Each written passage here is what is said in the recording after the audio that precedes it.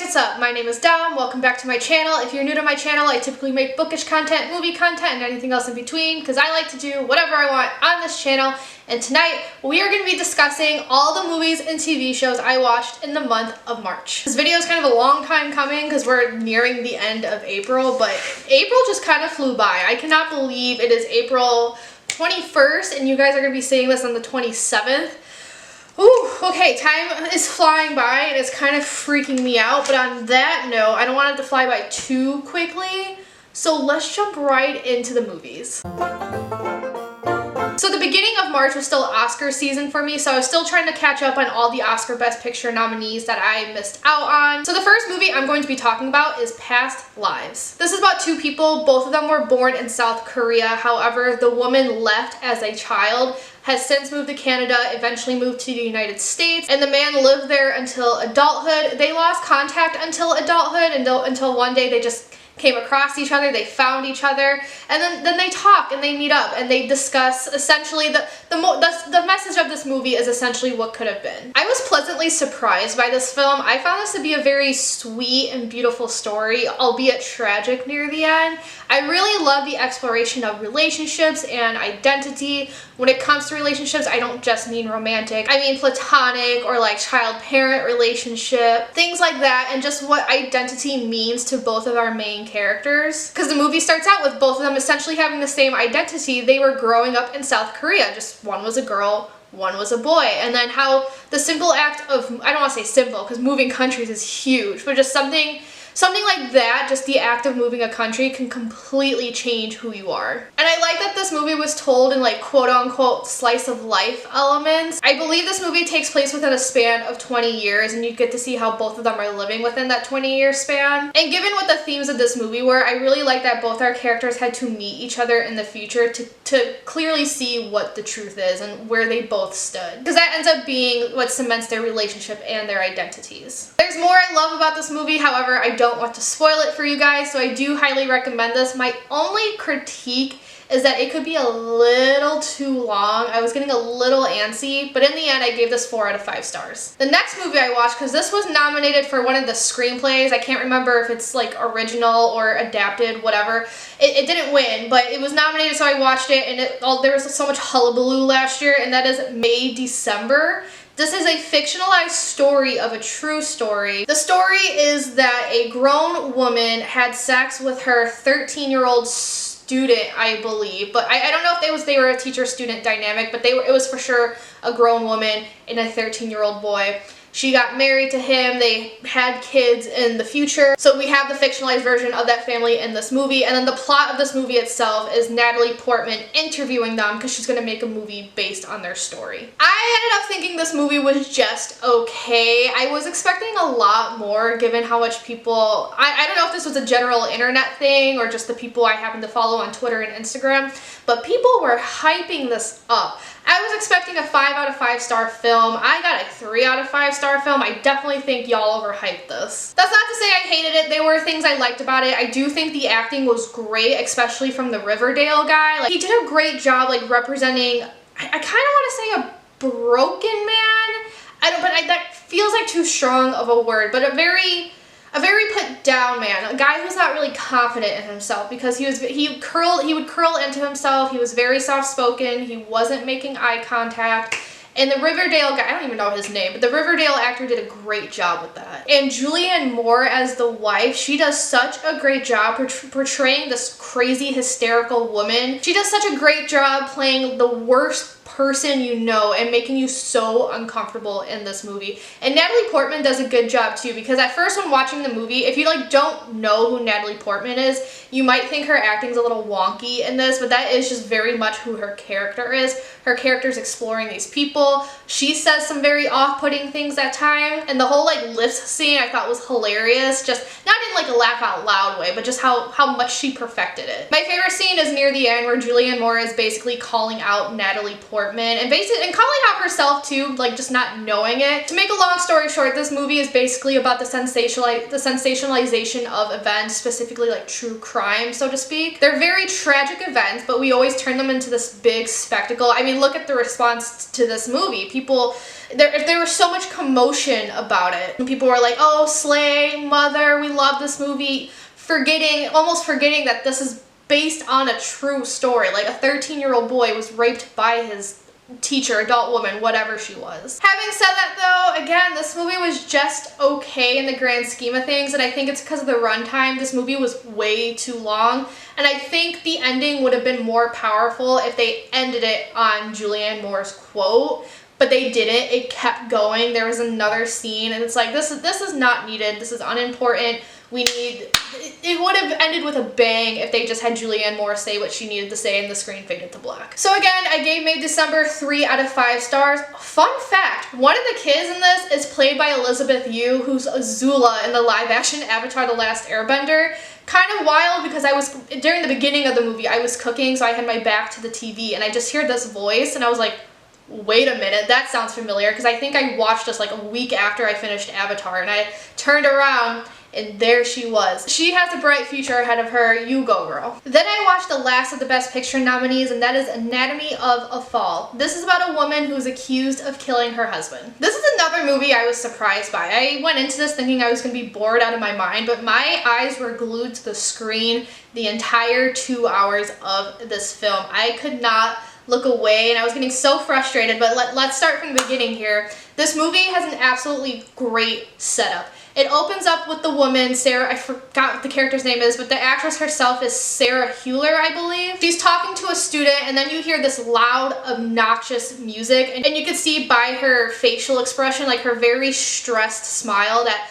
shit is about to go down. And when I say loud music, I mean my speakers were shaking. I had to lower the volume and put subtitles on so I could hear the actress, because it's purposeful, like it's purposely loud, so you have to kind of strain your hearing to hear what she's saying. So you know something intense is gonna go down, and then bang, they show the husband with his bloody head on the ground. And then the court scenes of this movie, you will be absolutely frustrated, especially if you are a woman, which, like, not to like make this like a sexism issue, but to make this a sexism issue, because that was part of the commentary of the movie. Sarah Hewler insists she didn't murder her husband, and no one is listening to her. The judges are mostly men, and they're constantly talking over her, they're interrupting her, they won't, and even when she says something that's very obvious and you can't really twist, they find a way to twist it anyway. And I remember just getting so frustrated because I felt like the court itself, they just weren't getting anywhere with the case. And it's like, just let the, because you know they've already decided. Going into this case, they've already decided the verdict themselves. But like, you want this character, because you, the audience, don't know. We didn't watch the husband die. He was just on the ground 1 minute. You want to hear her side of things. You just want to see how it plays out, but you can't when everyone's talking over each other. And I remember getting so heated watching these scenes. And you could see the actress getting heated as well. Like, just the way she portrayed the anger in her frustration, and just how flustered she could be, because the court is in French. French is not her native tongue. Her native tongue is German, but they also speak English, and it's just a whole thing, and it's a mess.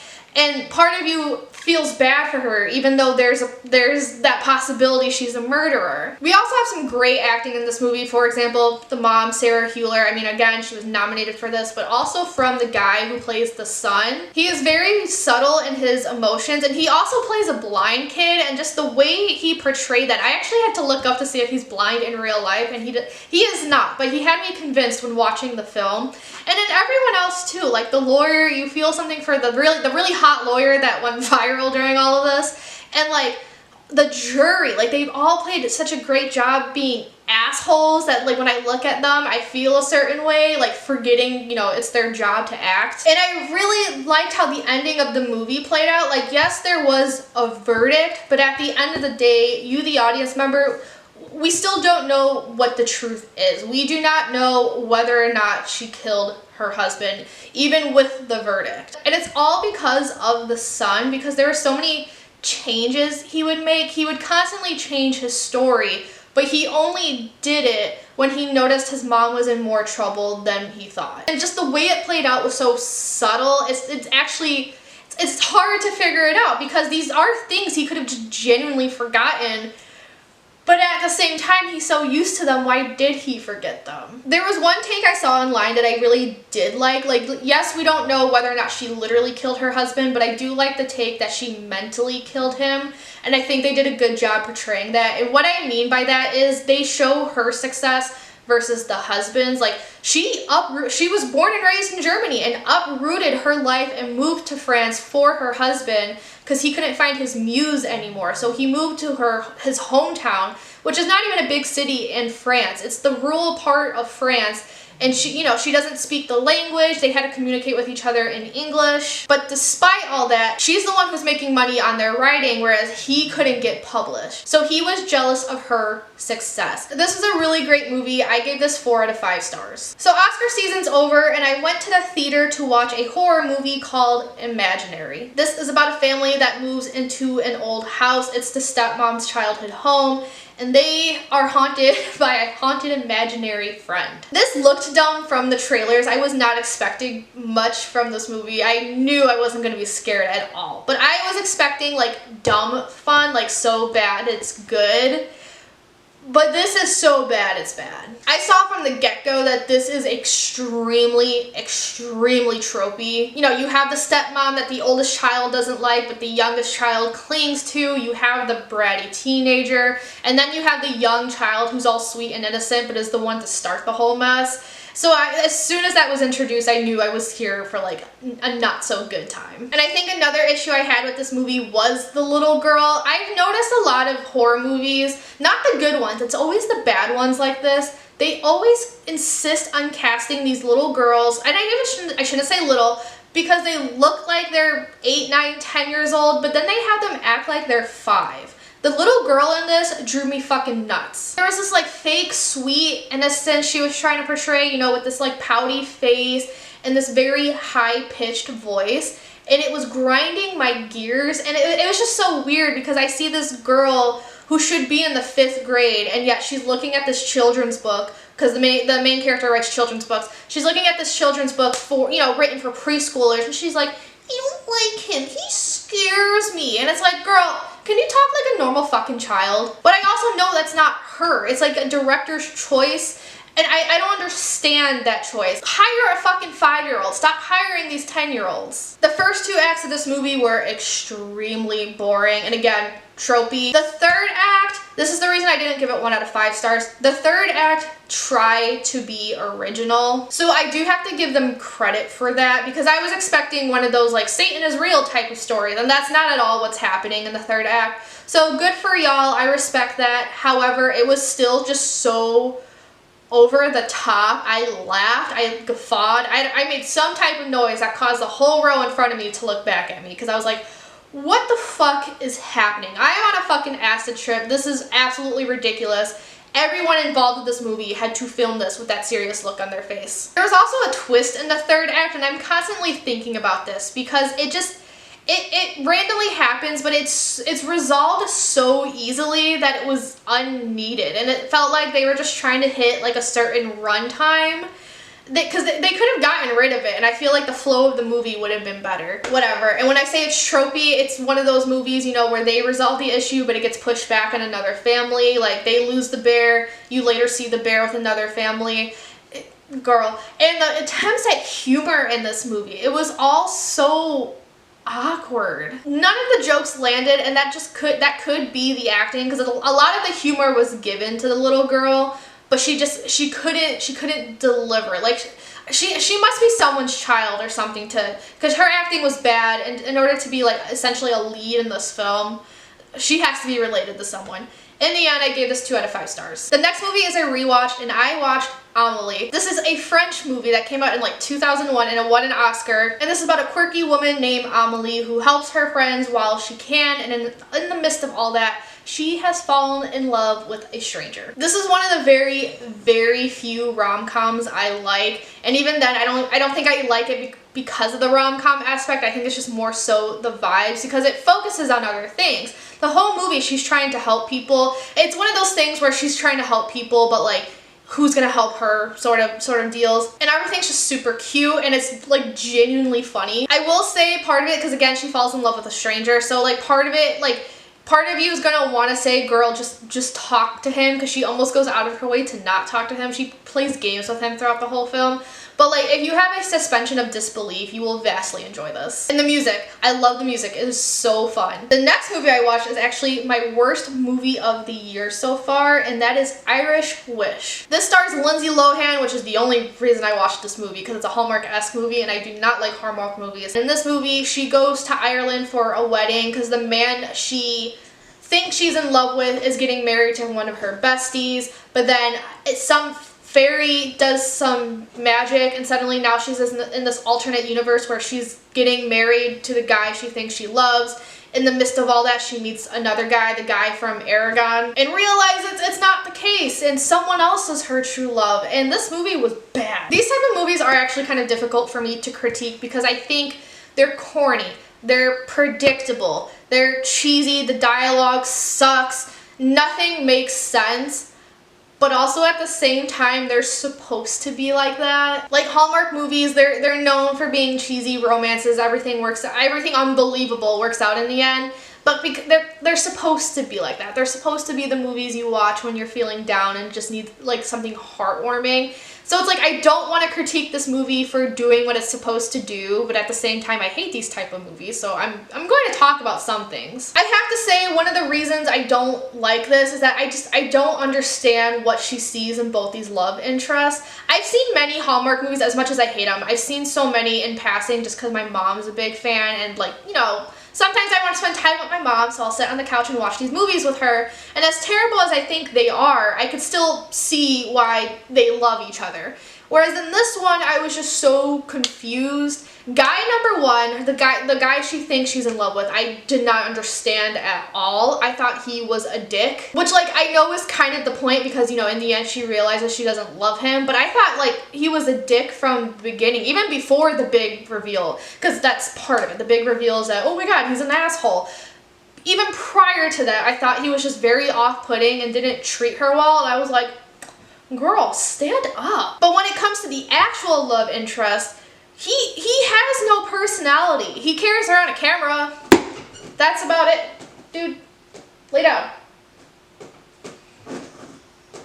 You're making too much noise. Actual love interest, Aragon, and that's what I'm going to call him. I don't remember his name. Aragon carries around a camera, and he's also kind of a dick to her, but like all he does is show her around Ireland and keeps asking her, what do you see in him? But it's like, what about you? Like, you're supposed to be the love interest, and yet I know more about the other guy than I do about you. I don't understand. There's a very corny monologue at the end of the movie because these movies love monologues for some reason, especially when they're just not needed. And there was actually so much, it's supposed to be romantic, but there was so much secondhand embarrassment for me watching it because nobody had any idea what she was talking about. In other Hallmark movies, they at least have a clue, whereas this one, I felt it. She didn't feel it. She just kept right on talking, but I was very uncomfortable because I'm like, girl, no one knows what the fuck you're talking about. But then also, why do these, this is not a critique on this movie specifically, but it's like, why do these characters always feel the need to give a monologue? Like, no one talks like that in real life. Something I found kind of hilarious is that I don't think anyone in the main cast, any of the main Irish characters, I don't think any of them are Irish or played by Irish people. I know Aragon's not Irish. I think he's English when I looked it up. And then I looked up the other love interest, the asshole, and he's played by a Welsh guy. Like, I actually, the more I think about it, the more I think only the extras are played by actual Irish people. So that was definitely a choice. And, you know, of course, because they're in Ireland, it's a stereotypical movie. They had to hire a woman with red hair. So there's that.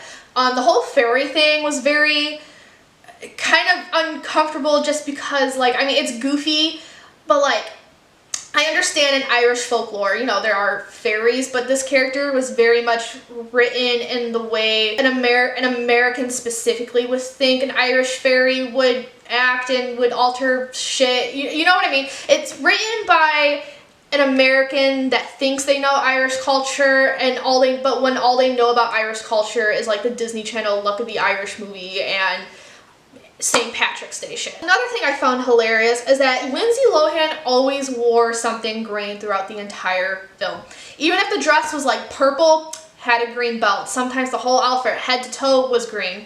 And you know why? Because did you know this movie's in Ireland? Because they mentioned that every 5 minutes too. She has to wear green because the word Irish is in the title. And you know, Ireland, green.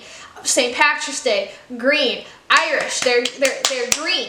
So this movie's bad. I was clearly not the target audience, but if you like that sort of thing, y'all do you. I gave this 1 out of 5 stars. Speaking of Irish movies though, on St. Patrick's Day, I rewatched a movie from my childhood.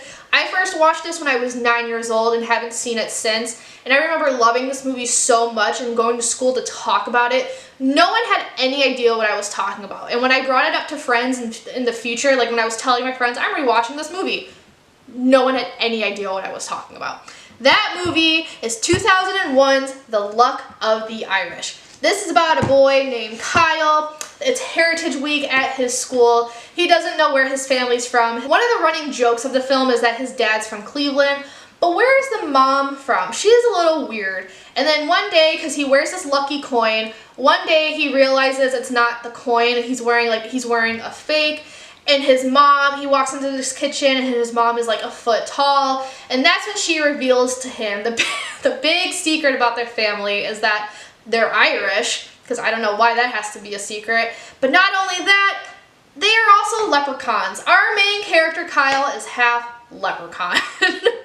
Can't make this shit up. Listen, I loved this movie as a kid so much actually because I myself am of Irish descent, and that's what my love for this movie hinged on as a kid. I was so excited watching an Irish movie because hey, I'm Irish. Mind you, I am a whopping 25%, but you know, that couldn't stop 9-year-old me.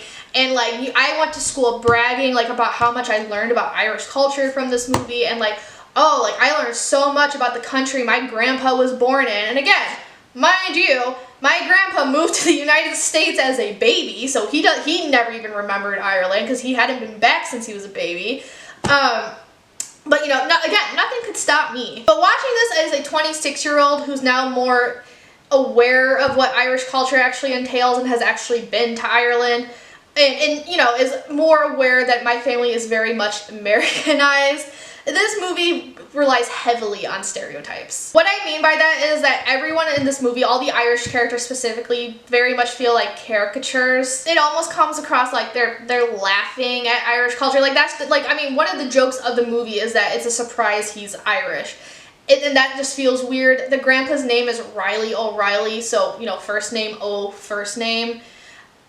Okay. This movie was written thinking St. Patrick's Day, America's St. Patrick's Day is peak Irish culture. That's clearly all the St. Patrick's Day, the way Americans celebrate it, that's clearly all the writer's room knew about Irish culture itself. Which is kind of a mouthful, but hopefully y'all understood what I was saying. Some visuals were kind of cool. I really liked the leprechaun ears because they actually looked real, and they looked more real than elfish ears look today in modern day movies, so that's bizarre thinking about it. And I really liked what they did with the proportions, because part of the movie is that Kyle is shrinking, and I really liked how they played with that. Certain scenes, yeah, he's clearly in a room with oversized furniture, but it looked good on TV, especially given this is a TV movie. The Irish accents in this movie I thought were good. I mean, keep in mind I'm saying this as an American, but they were convincing to me. I had to look up if the actors were actually from Ireland. The mom is from Chicago, so Chicago rep, and she had, I don't remember what the last name was, but I remember it being Irish, so she either just grew up around it or just did a lot of research. And there's a really cool visual of him in the computer lab because, you know, it takes place in 2001 where the Apple Mac desktops actually had life to them. There were those cool colors.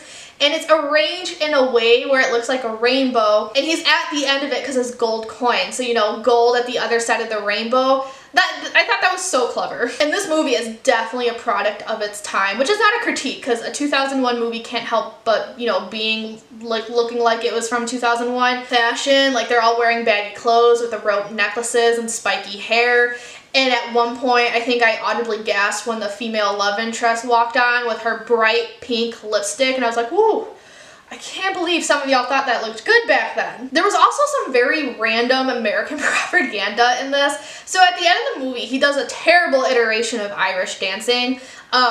Clearly nobody was trained for this. There's a scene at St. Patrick's Day Festival where everyone on stage are clearly trained dancers, but then they have poor Kyle do it at the end of the movie, and I'm like, dude, that's not dancing, that's just kicking your legs. I could tell you didn't even have one lesson. Like, this is almost embarrassing. But he goes on this weird speech where he's like, yeah, my family may be from Ireland and Cleveland, but at the end of the day, we are all Americans. And then everyone gets together on stage, plus the audience, and sings "This Land Is Your Land," and it was just so strange because one, you're seeing that at Heritage Week. Like, I understand, yeah, at the end of the day we're Americans, but during, you know, because my high school had International Week where all the international clubs got together and did a dance. Like, Lithuanian club did a Lithuanian dance, the Indian club did an Indian dance, the Irish club did Irish step dancing, but at no point during these festivals was America ever brought up. And so I'm thinking this is so fucking weird, for one. And then the second, it was because America had nothing to do with the rest of the movie. Like, at no point was it ever, like, hammered into him that, like, despite where your mom's from, you're still American. So I had to look up when the movie came out, because again, it came out in 2001, so I was like, oh, maybe this is just commentary because of 9/11, which happened in 2001. But no, this movie came out months before.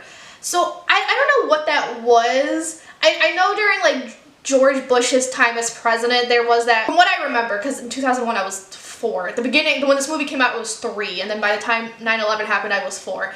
But from what I remember of his presidency, there was, you were American. You weren't Italian American, you weren't Irish American, like, you were American. There's a huge emphasis on being American.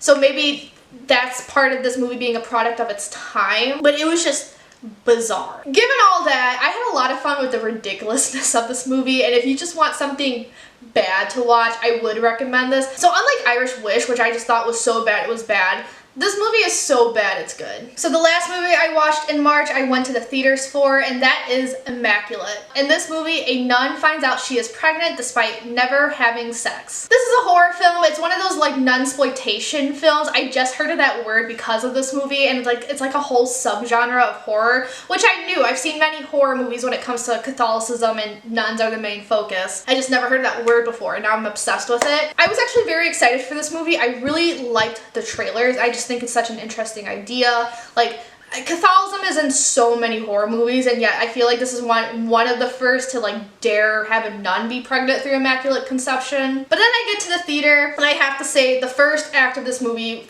it was very generic. You know, there's a prologue that's very intense, shit's hitting the fan, but it's with a character we'll never see again. Our main character, Cecilia, she's in a brand new environment, all eyes are on her, like, you know she's gonna be important for whatever reason. And of course she has the quirky friend who sees through all the bullshit. And actually by the third act, I was having a lot of fun with this movie. This movie is very much more so fun than it is scary. I have the same appreciation for the third act of this that I had for the third act of Imaginary, where they went the original route.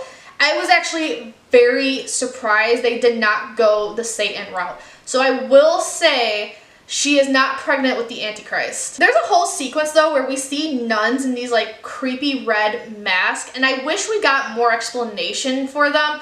Now that I've seen the end of the movie, I have my guesses. I'm sure my guesses are correct, but I kind of wish they were just explored more because they're not shown a lot, and, like, visually they look cool. So I wish they had more screen time too. There's a very hot priest in this, which feels sacrilegious to say, but I have to be honest. So about, like, I want to say Act 2 of the movie, that's when there's, like, this visual of her as the Virgin Mary. So she's out of her habit, I think, right? I'm Catholic and I don't even know what the nun garb is called. I think it's called a habit. She's out of that, and the church dresses her up in this, like, beautiful blue gown. They do her hair.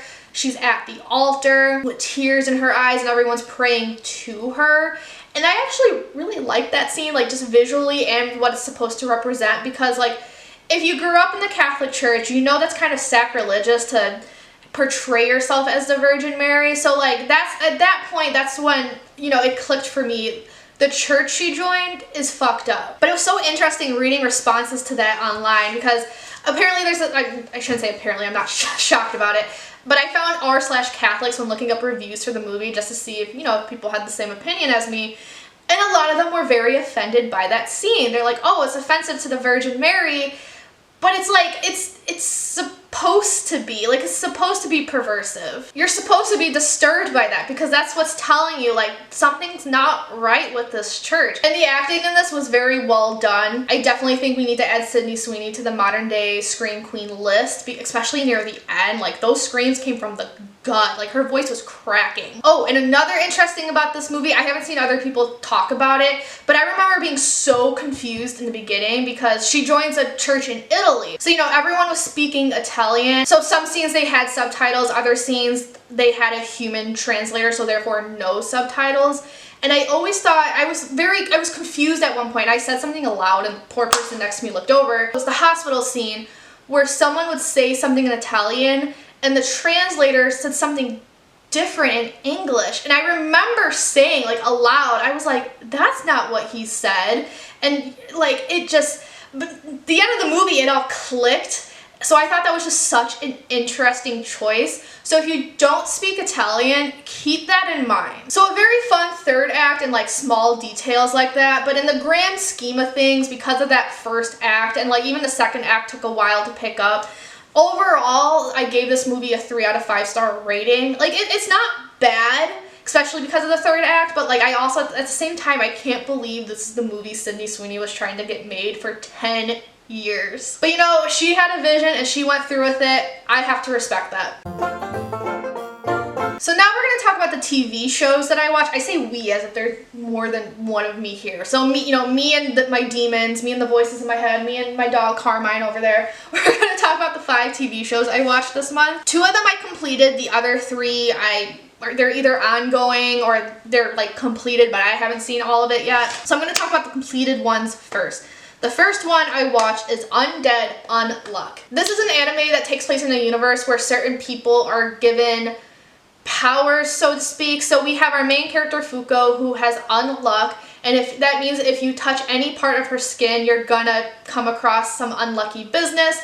Depending on the severity, it just could mean that you fall out of your chair or that you fucking die. She meets Andy, who has undead, which means he can never die, and he loves her power so much that they join together so he can find the greatest death. Like I said in the last video, because I did start it in February, this show was difficult to get into in the beginning just because I had a hard time with Fuko. She's still not my favorite by the end of this. I had a hard time with Fuko because she's constantly screaming. And I had a very hard time with the humor because a lot of the humor in the first like 4 episodes were very much about like borderline sexually assaulting her.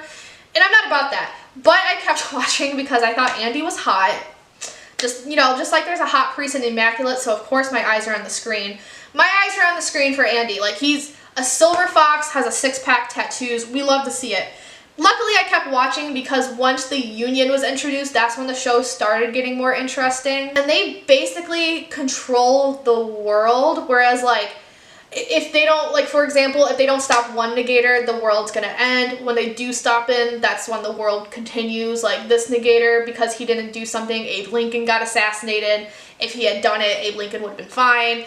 It's weird, but it's all interconnected. I thought the show was just alright, which is an unpopular opinion. A lot of people like really liked it. I thought it was just alright, but I think it's because the deeper the lore, the more confused I was getting, because by the end of the season, there was just so much going on that it was actually kind of overwhelming at times, and it was very hard to keep up with. A lot of scenes I had to rewatch like 2 or 3 times to understand what they were trying to tell me. I've seen a few reaction videos because I wanted to see if I was alone in this, and it seems pretty mixed. Like, some people get it right away, other people are just as confused as I am and have to rewatch scenes. So it just could be a skill issue on my part. But like, if I'm indifferent to the show getting a 2nd season, and I am not in any rush to read the manga, so it's not bad. It's just, if I were to tier rank this, like I've been doing for my other TV shows, like this would just very much be like a 3 out of 5 star watch. So the next completed show is Solo Leveling. This also has 1 season, but it only has 12 episodes. This takes place in a world where these gates open up, and now everyone's basically living like a real life video game. Certain people are given ranks, but the catch is that your rank can't change. So if you're given the best rank, which is S, you're always going to be the best, but if you're given the worst, which is E, you're always going to be the worst. Our main character is rank E, and he is like the worst of the worst. He is the worst rank E there is. Until one day, there's one gate where he has this like reawakening, and now the system follows him around and makes him do these certain duties and gives him more power. So even though he's rank E, and even when they test him, he's still coming out as rank E, he is slowly climbing up the ladder. This show is a power fantasy, essentially. A lot of people were advertising this as peak fiction. I know it's a very popular manhwa. It's actually like the first one I've ever heard. And if you read the comments on Crunchyroll, everyone's like, peak leveling, new episode of Peak Leveling. And I'm watching this like, is Peak in the fucking room with us right now? Because I was not enjoying this. I just wasn't feeling it, especially in like the first half. I thought he was getting way too overpowered, which maybe is like a commentary on whether or not I like the power fantasy genre, because like that's essentially what it is. And I felt like the ranking system made no sense to me, because like if you can never leave rank B, if you already just had that innate power, what's the point of training? I mean, I guess it's to like hone it. But like, people are like, oh, I need to train to be stronger, but it's like, you're never going to be, so what's the point? Like, the only one who should be training is the main character, now that he has this other system following him around. I don't know, I just didn't like it. I think it's because it gave me Sword Art Online vibes, weirdly enough, even though they are like two completely different stories, and I was not a Sword Art Online fan. And it just sucks, because I really liked the last episode, actually. That's when it finally started getting interesting, but of course it was the last episode of the season. And I remember complaining in the Philly Discord, and someone who's read the manhwa to completion was like, oh my god, I can't believe they stopped there, because apparently what happens in the last episode, that's his main power throughout the series. And it's a cool power, but it's like, she was telling me stopping there is like stopping Dragon Ball Z when Goku gets his Super Saiyan powers. There hasn't been an announcement about season 2. I don't know if I'd continue if there was one, and I do own volume 1 of the manhwa because I really like the art. The art's very pretty, but I don't know if I'm going to read it, unfortunately. I would rank this like 2 out of 5. So a show I started in March. It's completed on Netflix. However, I have actually 1 episode left as of speaking. That is I Am Not Okay With This. This is about a girl who is basically Carrie. She can make things explode with her head, and she's having a hard time dealing with that. I'm actually reacting to this. The videos are flopping, but whatever. I'm reacting to this because I like to do book to movie, book to TV show book to screen adaptations was the much easier way of saying that. And I read the comic this is based on back in like 2022, I believe, and I wasn't a fan of the comic. I really liked the first 100 pages. It was like the last 80 I struggled with, but a lot of people were saying the TV show is much better, and I do agree with that. The show is fleshing out the characters so much more. That's one of the things with this guy's comic books. His characters are so 2D, but they actually feel 3D in this. Like her friend, in the comic book, all her friend does is sell weed, whereas in this one he actually has a personality, so that's nice. And he's played by Stanley from It, which is funny because the main character plays Bev in it. There's very intense music that makes my heart race, and the pacing's much better than the comic book, because the comic book, the pacing gets way too fast, and in the TV show, it's evened out. I don't want to say too much because I do have that 1 episode left, and I am reacting to it, so if you want to see more of my thoughts, I will link those videos somewhere. So every weekend at work, because I have the mornings to myself on the weekends, I am rewatching a show that I liked as a kid that feels like a fever dream now, and that is Liberty's Kids. This is about 3 kids who are journalists and work for Benjamin Franklin, and they are living through the most important times of the American Revolutionary War. This was a very short-lived show on PBS Kids. Like, you had to be a PBS Kids watcher at a very specific time to catch this, because it's only 40 episodes long, and it did not have a lot of reruns. I have to say, I'm having a lot of fun with this. Like, I'm way too old to be watching this, but I'm having so much fun. I'm actually learning a lot. Like, I had no idea there were Germans fighting alongside the British. I never learned that in school. And then another fun fact, which I actually learned through another TV show that takes place in the Revolutionary War, but this one's actually more specific about it, is that we fucking sucked in the beginning. We were not winning. We had to get the French on our side. It took us a long time to get our first victory. And I really like how this show is set up, because you're probably wondering why are, 3 kids in the midst of a war. So in order to do that, in order to get these 3 kids to, talk to Patrick Henry, Thomas Paine, Hamilton, Lafayette, in order to do that, they're journalists. So I thought that setup was really nice. Whenever they need to just summarize a battle and kind of rush through a scene, they had the character Sarah write a letter to her mother, which I think is a nice way to do it. This has like a star-studded guest cast. Like Michael Douglas plays Patrick Henry, so I had to hear Michael Douglas say, "Give me liberty or give me death." Billy Crystal, who plays Mike Wazowski in Monsters, Inc., he's John Adams. Arnold Schwarzenegger is going to be in this at one point. Dustin Hoffman's in this. I forgot who he plays. The guy who does Thomas Paine, I know he's famous. Sylvester Stallone was in this. Who the fuck did he play? Ben Stiller was in this too. I'm forgetting everyone they played, but every time their names would pop up in the credits, I'm like, where did y'all get the budget for this? Because there's clearly not a big budget for the animation. The animation could be a little rough at times. Their faces are very just stone cold. But clearly a lot of the budget went to paying these guest stars. Fair warning, the propaganda of the show could be very strong. Do I have my critiques about America as a country? Yes, but when I watch this show, do I want to start my own revolution? Of course. Every episode of the show makes me want to fight the British myself, and quite frankly, I even have a battle song picked out. It's Drink Till You Die by some artist, and I'm gonna channel the Irish ancestors. Whenever I choose to fight the British, I'm gonna channel the Irish ancestors and play this song while I fight them. It's gonna be a great time. Clearly, me against the whole country, clearly gonna win. I will say too, this show could be a bit preachy at times, but also keep in mind the target audience of this show is 4, 5, 6-year-olds. So what I think comes off as preachy is really just people, the dialogue being straightforward so that, a 4-year-old can understand what the Declaration of Independence is. The theme song's a banger. The theme song has actually been on a loop in my head ever since moving to Philadelphia, and rest in peace, Aaron Carter, because this was some of your best work. Red, white, and blue, never give up. You represent America! And the last TV show I'm going to talk about, and this one's actually actively airing, and that is Shogun. This takes place in 1600s Japan when the Portuguese traders were coming to Japan trying to convert everyone to Catholicism. But it was the rise of the Toranaga Shogunate, which is it's a fictionalized version of a true story. I forgot what the guy's real name is. And it focuses on a character named John Blackthorne, who's from England, and he's captured by the Japanese, and it's his dynamic with them as they're preparing for this major battle. There's a lot more to the story than that. It's far more interesting than what I just made it out to be.